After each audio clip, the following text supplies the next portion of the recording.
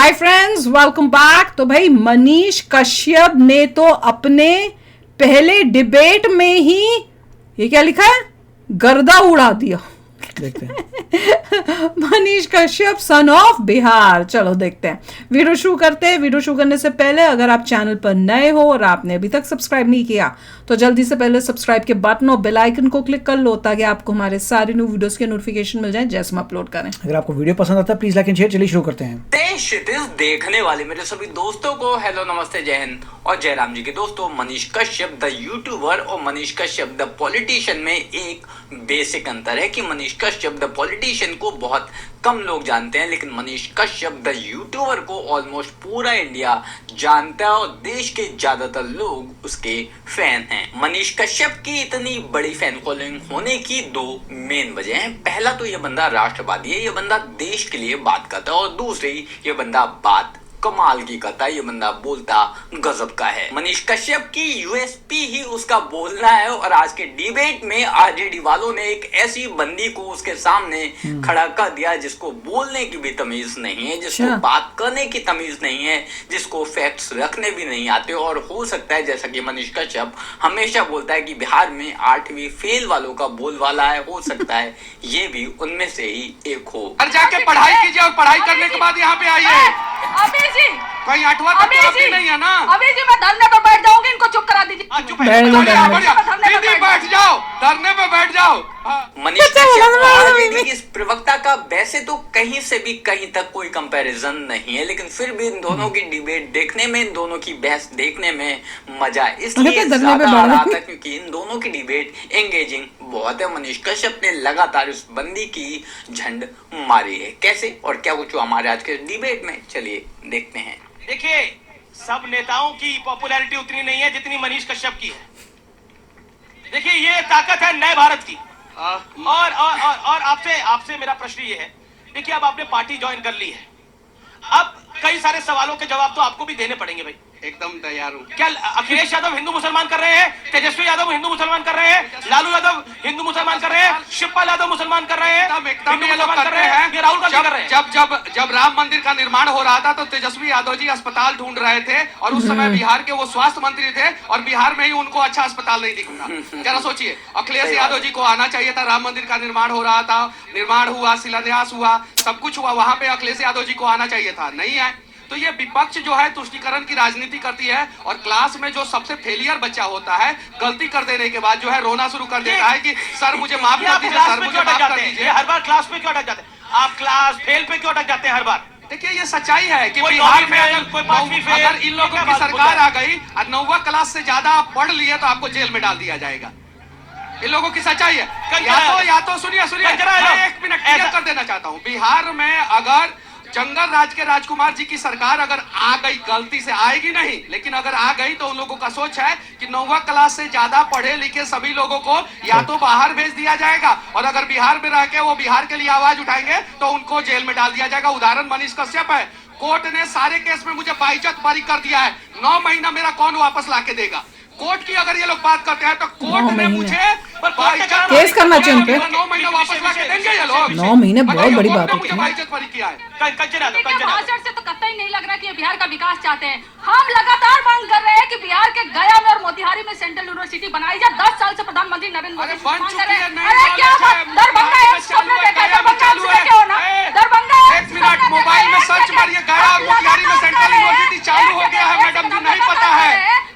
चालू हो गया। पढ़ाई कीजिए और पढ़ाई करने के बाद यहाँ पे आइए। कहीं 8वां तक तो नहीं है ना। अभी जी मैं धरने पर बैठ जाऊंगी, इनको चुप धरने पे बैठ जाऊंगी। बैठ जाओ, धरने पे बैठ जाओ। अरे नहीं, संविधान का हत्या करने वाले हत्यारे लोग जो हैं वो संविधान की दुहाई दे रहे हैं, और जब हम उसको कोट कर देंगे तो कहेंगे कि हम धरना पे बैठ जा रहे हैं। कंचना यादव जी, कुछ फैक्ट्स पे बात कर लेते हैं। तो क्या फैक्ट्स पे बात करती है, इसलिए मैं आपसे प्रश्न पूछ रहा हूं। मनमोहन सिंह को ने 2009 में क्या कहा? अल्पसंख्यक और विशेषकर मुस्लिम अल्पसंख्यक, अगर वो गरीब है तो संसाधनों पर उनका पहला दावा है।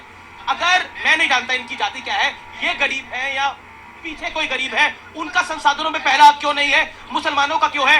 क्या अगर इंडिया अलायंस की सरकार आएगी तो शेड्यूल कास्ट, शेड्यूल ट्राइब, जो बीजेपी का आरोप है, ओबीसी वर्ग सबका, क्या इनका का आरक्षण कम हो जाएगा और उसी में से मुस्लिम्स को आरक्षण दिया जाएगा, क्योंकि कर्नाटक मॉडल में हमने 4.5% आरक्षण ऐसे होते हुए देखा है। ओ कर्नाटक मॉडल। प्रधानमंत्री नरेंद्र मोदी जी अपने कामों पर ना बोलकर अगर मनमोहन जी के उस बयान को तोड़ मरोड़ कर पेश करते हैं तो ये उनकी नाकामी है। तो अरे अपने भी तो 10 सालों को वादों को तो याद कर लीजिए, अपने पुराने वीडियो निकालिए तो आपको पता चलेगा आपने देश से क्या वादा किया और आपने क्या पूरा किया है। अरे अपने आप काम के आधार पर इस देश की जो 140 करोड़ आवाम है उसको आप बता नहीं रही क्या, क्योंकि सब करा है उन्होंने। आधार पर वोट नहीं मांग सकते तो आप समझ लीजिए कि आप अभी हार चुके हैं। ईवीएम पे शक है या इस जनता पे शक है?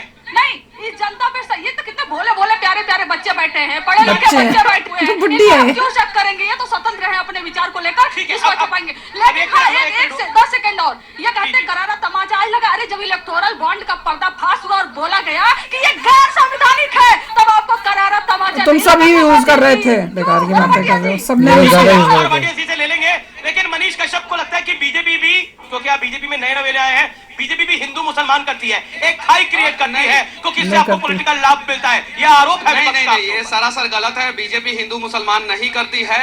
जवाहरलाल नेहरू जब प्रधानमंत्री बने तो किस बेसिस पे प्रधानमंत्री बने, इन लोगों से पूछ लीजिए, फिर पता चल जाएगा कि देश का टुकड़ा जो है जवाहरलाल नेहरू के दौरान जो है क्यों हुआ। पहला चीज। दूसरा चीज, इन्होंने साफ किस बेसिस पे हुआ देश के टुकड़े? धर्म के आधार पे देश का टुकड़ा इन लोगों ने करा दिया। आजादी के बाद भारत और पाकिस्तान बना दिया। सुनिए, जिस समय हमारे लोग आजादी की लड़ाई में, चाहे वो लोहिया जी हो, चाहे वो कर्पूरी जी हो, चाहे वो जो हो जेल में थे, उस समय इनके लोग क्या कर रहे थे भाई? माफीनामा लिख रहे थे अंग्रेजों को ताकि वो जेल से अरे बाहर इनके रहे। लोग चुप नहीं, मेरे करिए आप, दादाजी को आपको कुछ नहीं मालूम है इतिहास मेरे के बारे परदादाजी में। को और श्यामा इंदिरा प्रसाद गांधी मुखर्जी जी ने टेंशन में मेडल दिया संस्था है, स्वतंत्रता एक सेनानी सेकंड, थे मेरे एक परदादा सेकंड। जी। अगर इनको मैं दिखा दूं, सुनिए ना, हिस्ट्री नहीं मालूम है तो मेरी चुप दीदी, रहिए। मेरी हिस्ट्री बहन, नहीं मालूम आप है। दिखा दीजिए, मैं भी दिखा देता हूँ। मेरे हिस्ट्री नहीं परदादा जी मालूम को है तो चुप इंदिरा रहिए। गांधी एक ने सेकंड, अभी 1972 में जी, जो है कहते हैं कि 15 अगस्त के दिन जो फैक्ट है पर बात होती है, स्वतंत्रता चुप कराइए। सेनानी होने के नाते जो है अभी तगमा जी, दिया था, एक मेडल सेकंड। दिया था। कमाल की थी ये औरत, पता नहीं कौन है, पर जिस तरह से उसने बात को तोड़ मरोड़ के मोदी जी के पास ले गई कि मोदी जी ने अपने वचन उसको वादे पूछा नहीं कौन सा पूछा। वही example तो, दे। कोई तो तू बोल यार। उन्होंने तो जो लिखा है वो सब किया, वो कह रहे हैं आगे भी करेंगे। अभी तो जितने कर दिए वो तो कर ही दिए, अभी और जो बचे हैं उनको भी पूरा करेंगे अगले टर्म में। मैंने तो पहली बारी एक ऐसी गवर्नमेंट, ऐसी पार्टी देखी है जो पावर में आके जो बोला वो उसने किया भैया, पहली बारी। नहीं तो मेरा दिमाग में तो यही था कि पॉलिटिशियन सारे झूठे होते हैं, कोई भी पावर में आके कुछ नहीं करता।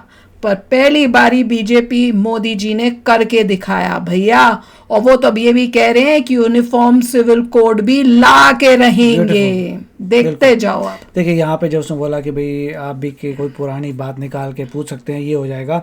लोगों को बोलने तो एग्जाम्पल दो भैया, कौन सी मोदी जी की बात थी जो पुरानी बोली थी, जो गलत थी, कौन सी थी? कुछ नहीं, ऐसे उनका स्टाइल है। एक्चुअली काफ़ी लोग जो है प्रैक्टिस करके आते हैं आलतू फालतू क्या बोलना है और कैसे वहाँ से निकल जाना है।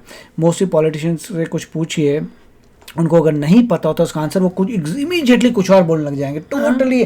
Best example Rahul Gandhi. उनका बस ये होता है कि रिस्पॉन्ड करना है, चाहे वो बात बोलो ना बोलो, और आसपास का कुछ भी रिस्पॉन्ड कर दो। पानी कहाँ वो लड़की यही करी थी, मैं धरना दे दूंगी, धरने की बात धरना दे दे भैया, और कभी उठना भी मत, वहीं बैठी रहना। आई डोंट नो क्या बीच में शुरू हो गई थी, तो वो ये पागल थी। तो बहुत अच्छी बात है कि अब वो स्किल्स बढ़ा रहे हैं पॉलिटिशियंस के, बीजेपी।